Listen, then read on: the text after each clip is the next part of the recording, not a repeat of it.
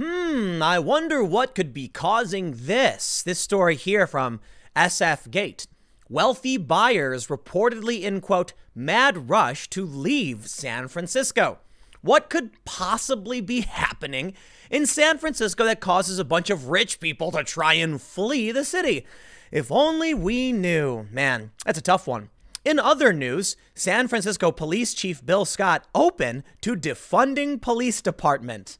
Oh, maybe that's it. Okay, there's a lot of reasons. The pandemic is one of them. I'm sure this plays a role. It could also just be that San Francisco is a cesspool with human waste littering the streets that's gotten so bad they actually have a poop department. Okay, you think I'm joking? I'm not. You know your town's got a fire department? Yeah. You know you got a police department? Sure. They have a poop department that literally just goes around to clean up human poop. That's San Francisco. No wonder people don't want to leave there. That sounds awful. Don't want to live there. They want to leave there. It sounds awful. But I want to talk about this, right? I'm willing to bet it is not necessarily an entirely white flight scenario, but it mostly is. And this is a perpetual cycle that's never going to change. You get riots and crime and the rich people leave and then they complain about it, but they complain if they move in too. You got gentrification, you got white flight. Yeah, no matter what happens, people are going to choose where they live and what they want their police to do. Call it privilege, call it whatever you want. It's the way the world works. This is why they're all about socialism. The only way you actually stop this is with a boot on someone's face, telling them where they can and cannot live, and building government houses where you force them to live next to each other. Let's read this first story. SF Gate reports, amid the depths of a global pandemic and financial downturn, the demand for real estate is unexpectedly rocketing in wealthy regions outside San Francisco, reports Bloomberg. Agents say that demand is soaring in affluent areas around the Bay Area, such as Napa, Marin, and further afield in Carmel, as people who have the means look to get away from the city. Meanwhile, the market in San Francisco and Alameda County is still well below where it was last year. And there it is. It's so obvious. They're fleeing to the suburbs again. It happens all the time, man. Look, these people probably have jobs in the Bay Area they can't just walk away from. They also don't want to live in these cities directly because, I don't know, there's been mass riots and bricks through windows, and the escalation of violence and tension in the Bay Area has been rather dramatic. I mean, look, just a couple days ago, week or so ago, a white van pulled up, dude pulled out a rifle and fired at two cops and killed one of them. Yeah, I don't think I'd want to live in that city either. I don't blame them for wanting to leave. They say elsewhere, Lake Tahoe has also seen a surge in real estate interest. The prospect of living out of the city on an alpine lake while maintaining a career is appealing for a new generation of young buyers, as many tech companies have signaled that remote work may be the new norm for a long time. I've never seen the demand higher for Marin County real estate than when COVID-19 hit, Sotheby's Josh Burns told Bloomberg this week, as real estate agents see a surprising uptick in wealthy buyers leaving San Francisco. Let me just stress, they're not talking about because of the pandemic. They're talking about the riots. Come on. Why else are people immediately being like, please, I need to get out of this city? Oh, it's funny, isn't it? Because, I lived in New York for a while and I left because I was like, I know what's going to happen in the next few years. And guess what? I was right. Now I guess real estate's going to start spiking in the suburbs. So if you live in the suburbs, your property is going to be worth a lot more. Let's read a little bit more.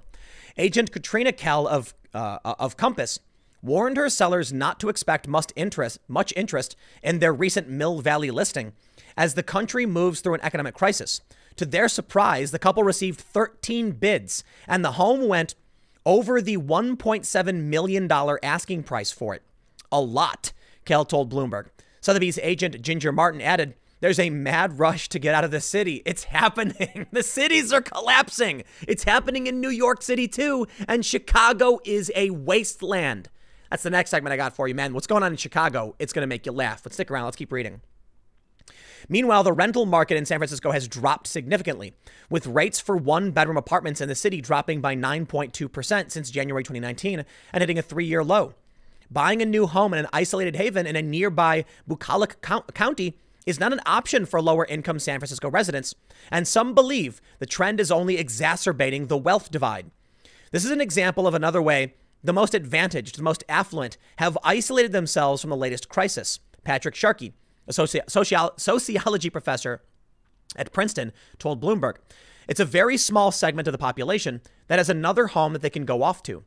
Whether this change in demand away from San Francisco and into the suburbs is a short-lived reaction to the pandemic or a more permanent change remains to be seen. No. Did you read the quote from the guy? He says, I've never seen demand higher than when COVID-19 hit. So let's just talk about what that means. He's talking about right now, the demand is spiking.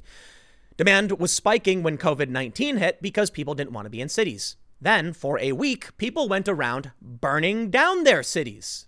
So maybe it's pretty obvious why people don't want to live here, especially when we get this story from Mission Local. San Francisco Police Chief Bill Scott open to defunding the police department. Listen, man, at first sign that you got riots and poop everywhere and they're going to shut down your cops, get out. Get out now. Man, if you live in Seattle, I don't know what's wrong with you, okay? I'll tell you why this is dangerous, though. Think about what happens. Right now, you've got a mix of people in these cities. You got some blue people here, some red people here, some yellow people here, and I'm talking about their political affiliation, mind you. So Libertarian, Democrat, Republican, and they're all intermingled. Mostly it's red and blue, right? All right. What happens when all the red people leave and even many of the wealthier blue people leave? All that's left, for the most part, are lower income, far leftist types. And now they're going to have the city. Now the city will fall into collapse and disrepair, and maybe that will destroy their political momentum, or maybe it will hyper concentrate that political momentum because they'll start creating political parties that are insane. I guess, however, ultimately what will happen, think about it. If the far left is given, free reign of just a city, the city will collapse. It'll have no money left. Everyone with money will flee somewhere else. It's a big country. People will go and live literally in the middle of nowhere, like, I don't know, North Dakota or South Dakota or something. So they can try and take these cities. But I guess we're lucky enough to have a very, very large country where you might take control of a state and turn it into a wasteland. People can just leave. Let's read this story. So Bill Scott says, I'm open to it.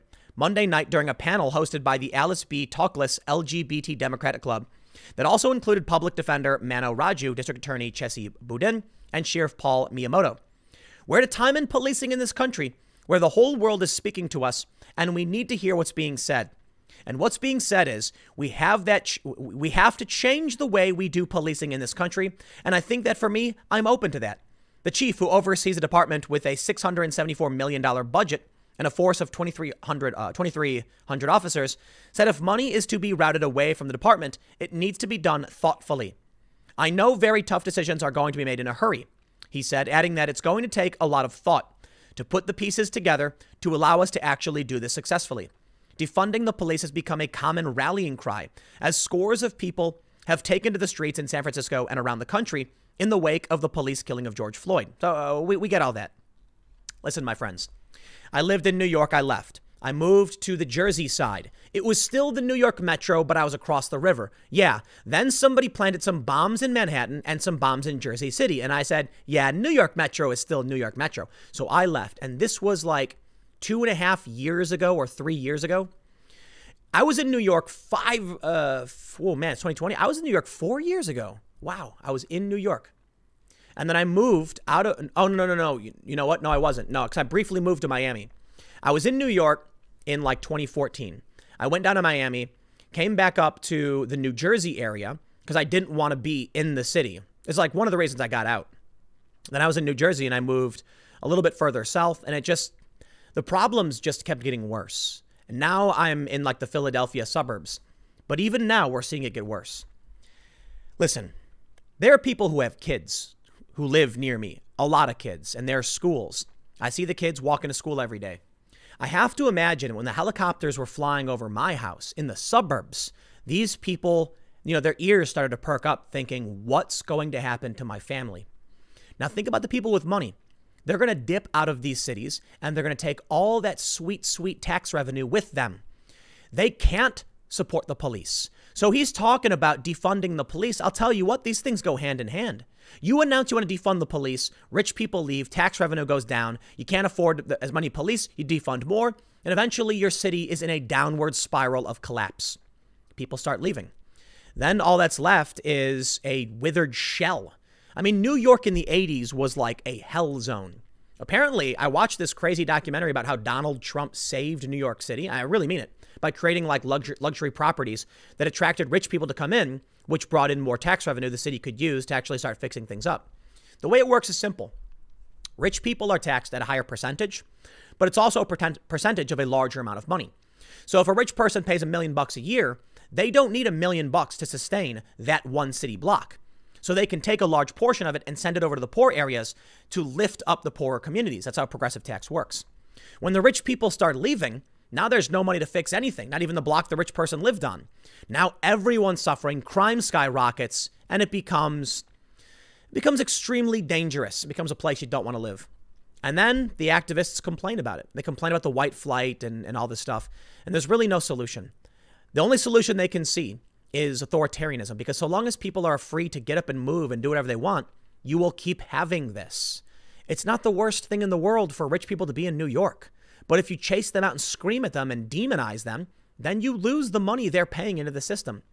They want more and more and more. It's never enough. Well, eventually you kill the goose that laid the golden egg. So guess what, San Fran? You get to have it. You get to have your cake and eat it too. The cops are going to be defunded and the rich people are gone. How about that? I hope you enjoy it. Be careful what you wish for. You might just get it. Now, the next segment coming up in a few minutes, the hell zone that is Chicago. You're going to love this, man. I mean, I say that somewhat facetiously. The phone call between the alderman and the mayor devolves into cussing and swearing. That city is falling apart. Let's talk about Chicago, my hometown, coming up in just a few minutes.